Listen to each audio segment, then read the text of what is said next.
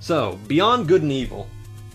Sorry, I've never even heard of the title Kill Switch, so I couldn't say anything about that, but I have heard about Beyond Good and Evil, but I have not played it for myself.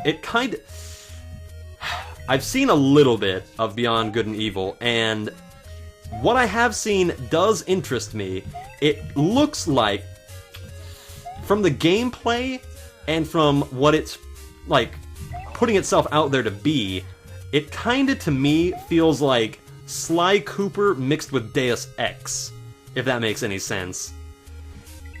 It kinda looks like it's a platformy, explory, collecty, avoid the guards, but there's like a conspiracy kinda... I don't know. I don't know much about Beyond Good and Evil, but I do actually...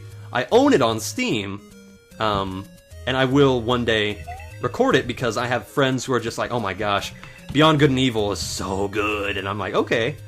I think somebody actually bought me Beyond Good and Evil. Either that or I picked it up during a sale, I can't remember.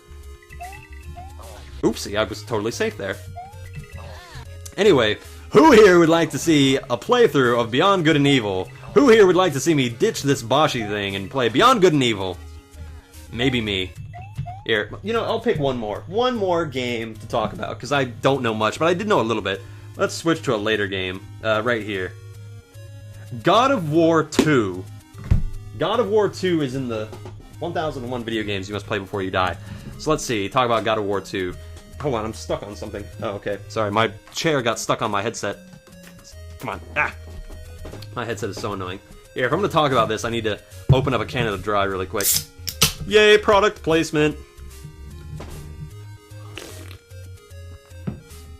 Okay, God of War. Let me just talk about the series in general. Here, I'll take off my glasses so I have a more scholarly appearance.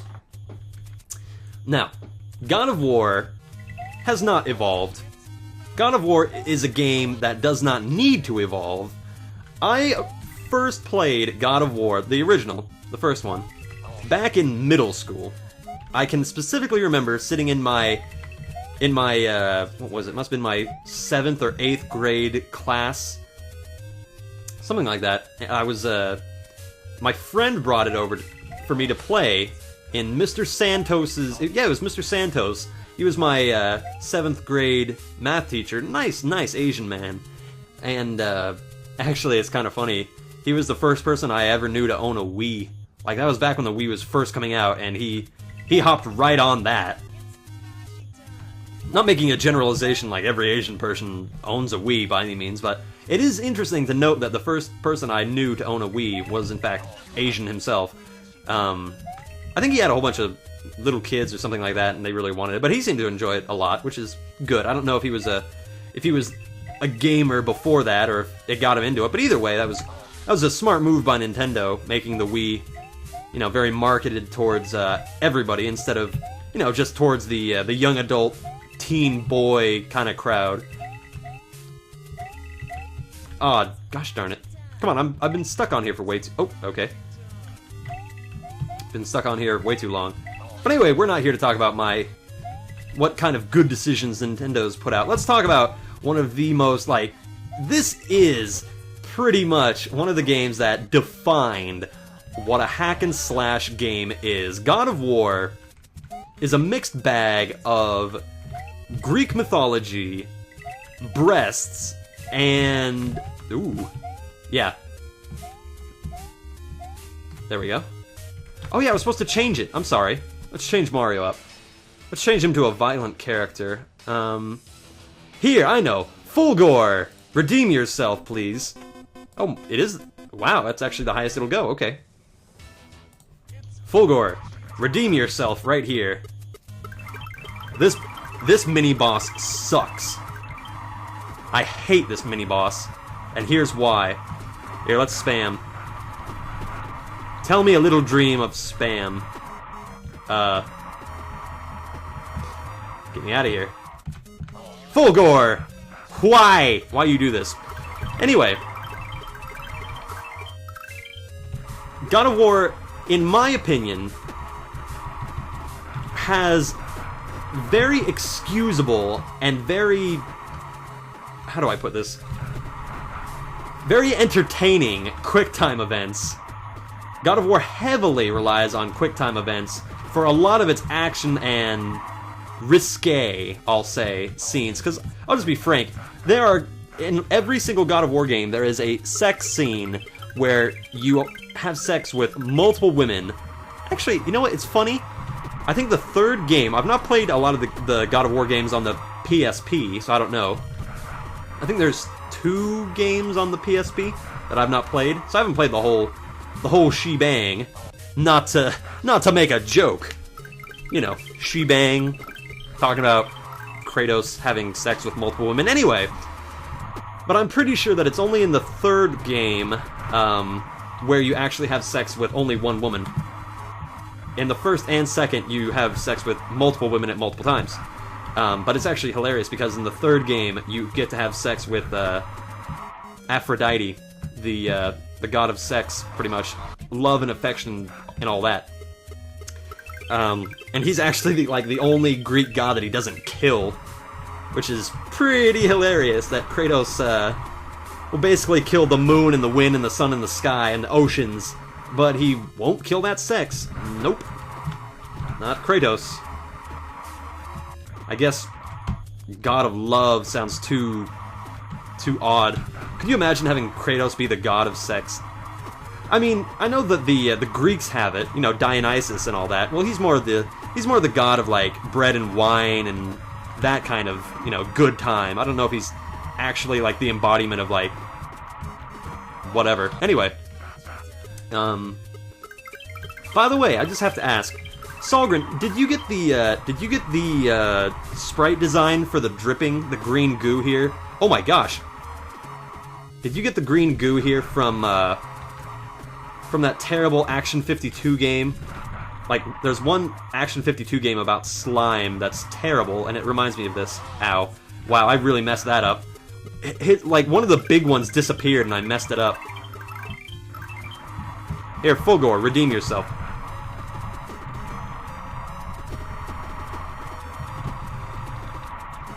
Anyway, but God of War 2 specifically, stepped it up.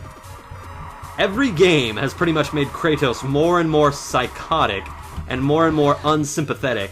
I mean, at first, you're really going with him. You're really just like, yeah, you can do it. And then eventually it just turns into Kratos' own personal hit list.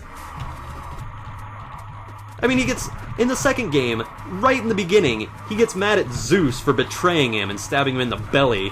But that's only because Zeus was afraid that Kratos wouldn't stop murdering people. You know, where's that, Kratos? You get all sad and, you know,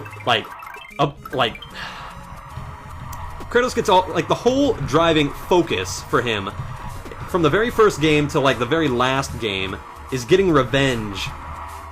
I mean, revenge is a great motivator, but at first Kratos is just going to get revenge on the god that tricked him into, like, killing his family. Spoiler alert.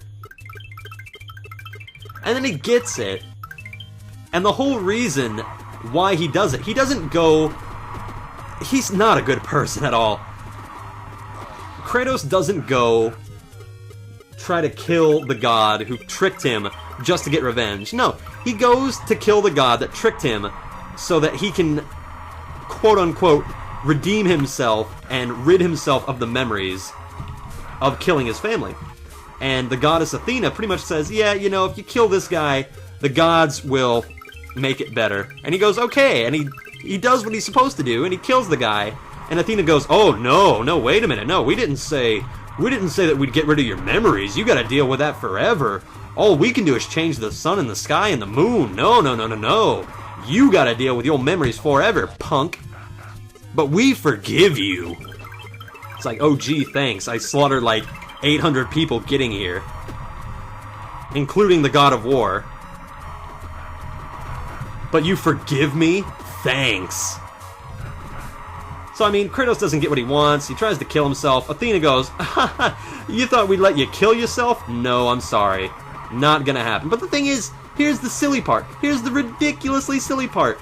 At the end of the first game, Kratos wants to kill himself. Right.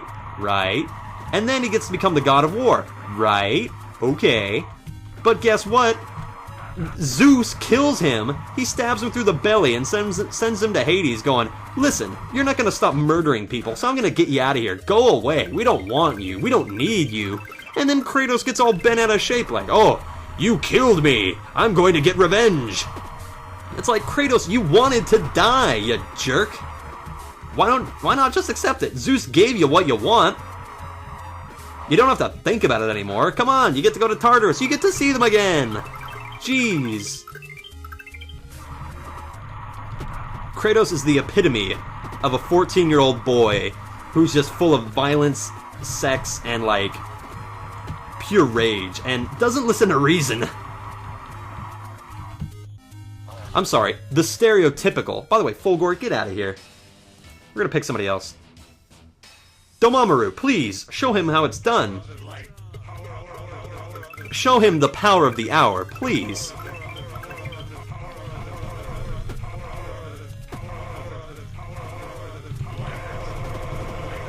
There we go, like that. Ow. Dormammu, but anyway. But, played the first God of War, really liked it. A couple years later, got the second one, also really liked it. Third one, loved it. But you know what you're getting. You're getting a game that you really don't need to think about too hard, because the motivations don't make any sense. The violence is crazy, the sex comes out of nowhere. Most of the time, I think these women are just having sex with Kratos so he won't rip their faces off, but even then, he does it anyway sometimes. Just, that's a guy you don't want to piss off. I don't really know where they're going to go from here, but they want to keep it going because, you know, we haven't hack and slashed enough. We can't just tell a story and let it be over with. No, no, no, we got to keep pumping more money into it. Which, I mean, I don't have a problem with people wanting to make more games, by any means. No, keep making all the games you want. But shouldn't we... The only reason why they're continuing that series is because they know it's financially stable. Not because the developers want to tell a story. If they wanted to tell a story, they've already told it. It's done. By the way, sorry if you guys can barely hear me over the power.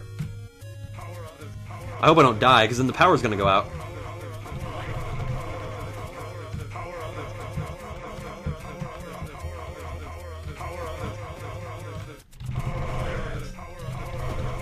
There we go. Now we're getting some breathing room.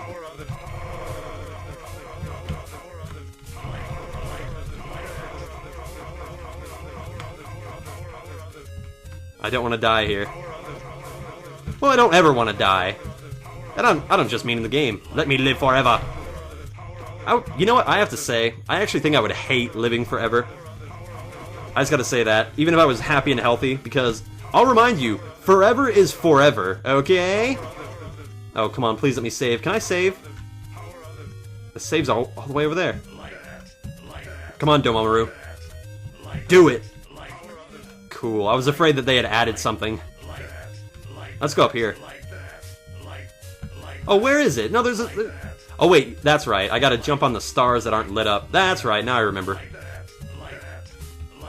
Come on. This is a really well-hid secret. Oh, Dormammu! Don't change the camera up on me, guy. Oh, come on.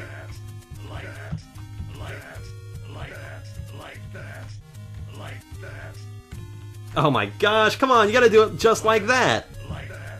Do the Mario! Oh my gosh, I totally have to go back. I have to go back and do the Mario with Dormammu.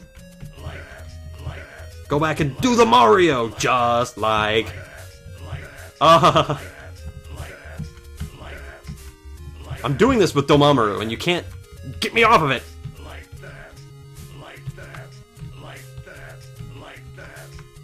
No! Dormammu!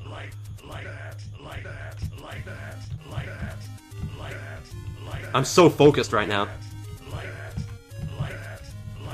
But yeah, if you're gonna be playing God of War, I would highly recommend it, but do not go into it expecting a great story or a great, like, protagonist, because I'll be quite frank, Kratos is pretty much a villain, not gonna lie, especially his actions in the third game. He is a straight-out villain in that game. He's not doing it for any other reason but himself. He's the most selfish character ever, and he's so unlikable. But the games are fun.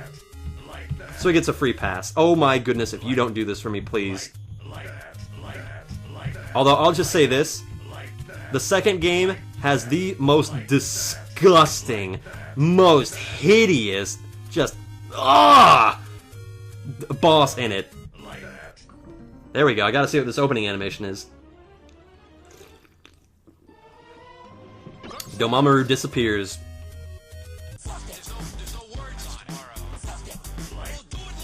Yeah! No swearing in this project!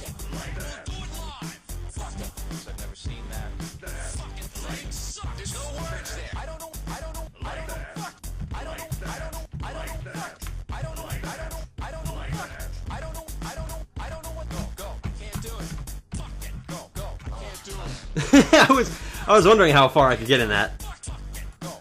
We'll get somebody who cares not. Simon doesn't give a care. Go, Simon. Yeah, this is gonna stink.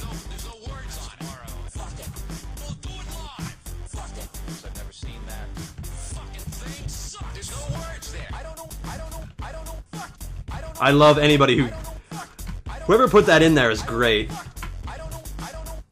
That part.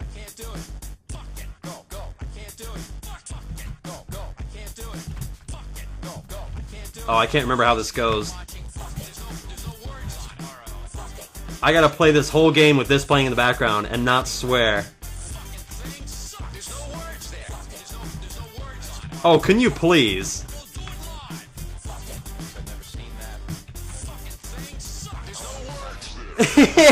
There's no words there. Okay. Enough profanity. So let's see. How in the name of all that's good? Hold on, let me get my book again. I know we're ending an episode because we've been going for a while. Let me open it back up and we'll talk about another game. Let's see. Let's go to right about here. No, I don't want to talk about that game. I don't know anything about that game. It has to be a game that I know something about. Aha! Ahahaha! The next episode, we'll be talking about Professor Layton and the Curious Village, original release date 2007. There we go.